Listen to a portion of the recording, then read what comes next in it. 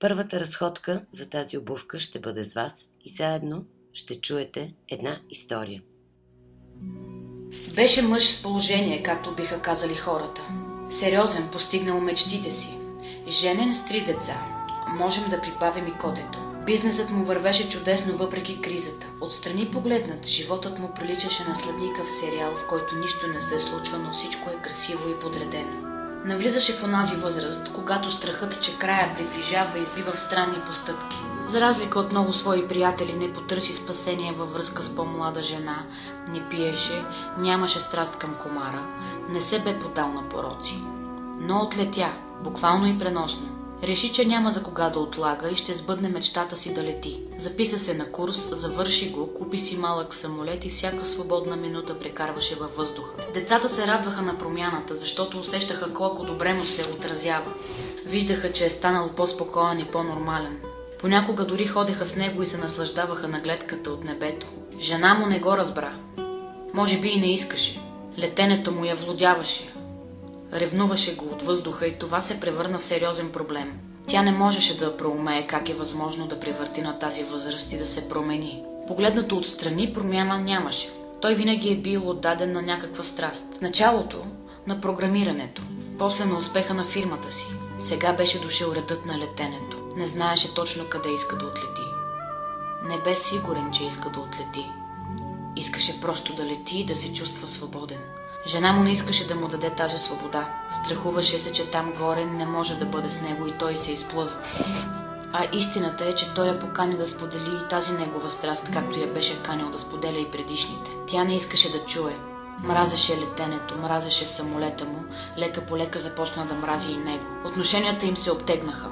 Приятелите им решиха, че има любовница. За хората винаги е по-лесно да следват клишетата. Никой не допусна, че проблемите му идват от новата му страст. Нямаше как дори да си го представят. Филмите не показват истории за хора, които са заедно, защото си дават свобода, а напротив, показват проблемите и най-честата причина да се раздели едно семейство е детегледачката, секретарката или съседката. Жена му, която гледаше много филми, се бе погрижила да избегне опасности от подобен род. Но не бе предвидила летенето. Чашата преля, когато малкият им син отиде да учи в Канада за пилот.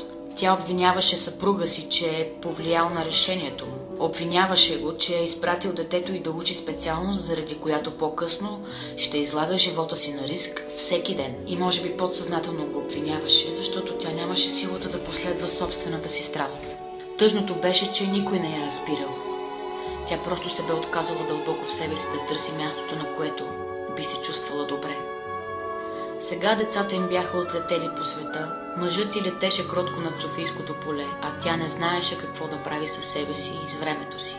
При него нещата бяха съвсем различни. До сега бе успявал да се справи с живота. Фирмата му се развиваше чудесно, имаше хора, които да я управляват. И нямаше нужда всеки ден от ранна утрин до полунощ да е в офиса.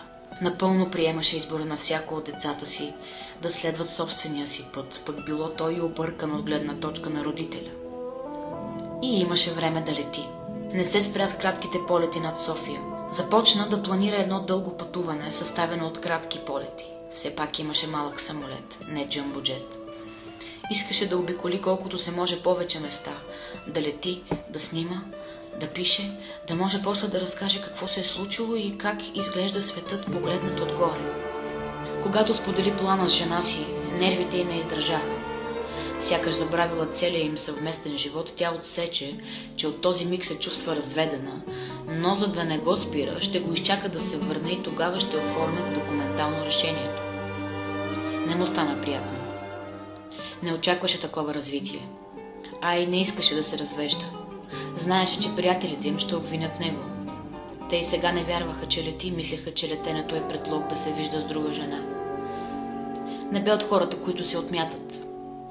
Беше си избрал посоката. Беше решил да полети и знаеше точно кога ще тръгне. Изненадващото решение на съпругата му нямаше да го спре. Чувстваше се излъган, предаден и сам, но не е обезкуражен. Горе във въздуха нещата изглеждаха по съвсем различен начин. Имаше време да оглежда, да осмисля и обмисля с нещата. Имаше време да достигне най-изтънчената форма на самия себе си. Докато планираше пътуването си, се запозна с много сродни души. Благодарение на интернет не бе трудно да ги намери.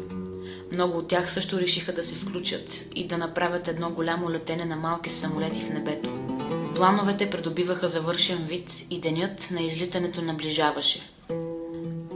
Вечерта преди да тръгне, реши да направи опит да възстанови връзката с жена си. Разбираше я и се надяваше и тя да го разбере. Надеждите му се оказаха напразни. Разделиха се цивилизовано, студено и след привкус на съжаление. Пътуването му се оказа страхотен успех. Малките самолети в небето ставаха все повече и повече. Телевизиите говореха за тях, социалните мрежи пишеха за тях. Дори се завъртя и игра, в която потребителите трябваше да отгаднат коя е следващата дестинация на армадата от малки самолети. И както всичко в живота му, и тази страст му донесе много нови приятели, емоции, разочарования и успехи. Срещна я вечерта преди последното излитане. Жена на неговата възраст, която споделяше страстта му към летенето. Тя бе част от пилотите, които летяха с него, но досега не се бяха срещали. Двамата разбраха, че са се намерили. Флиртът последва на другия ден в небето и когато направиха последното си кацане, двамата се прегърнаха и тръгнаха на някъде. Следейки поредния успех на съпруга си, тя започваше да разбира. С всеки изминат ден, все по-склонна да забрави тежките думи и да си върне семейството, такова каквото го помнеше от последните 25 години. С нетърпение чакаше завръщането му. Надяваше се, че ще я разбере, ще забрави сериозните й заплахи и закани и отново ще бъдат семейство. Наистина се надяваше. В този момент той изживяваше втора младост. Седеше като тинейджър на пейката, прегърнал любимата си и говореше с нея за небето, летенето и всичко, което вълнува човек, който се чувства прекрасно в облаците. Дори не се сещаше за съпругата си, но се сещаше за децата си, които вече големи бяха тръгнали по света. Прибра се една неделя. Знаеше, че медиите ще го надушат и държеше телефона си изключен. Тя се върна от поредната разходка по магазините и се изненада. Каза, че съжалява за неразбирането, за изречените думи и за много други неща, но и сама усети, че е прекалено късно. Нямаше връщане назад. Той я погледна с дълбоките си зелени очи и преди да я напусне завинаги се усмихна. Wings, Wings, имам криле и отлитам. Обувката ви е благодарна, че я разходихте. Това беше нейната първа разходка. Историята, която споделихте, е на Деси Бушнакова. За вас я разказа Деница Даринова. И не забравяйте, и обувките имат нужда да бъдат разхождани. Сега може да се върнете, да свалите обувката, да обуете своята и да направите една различна крачка в днешния ден.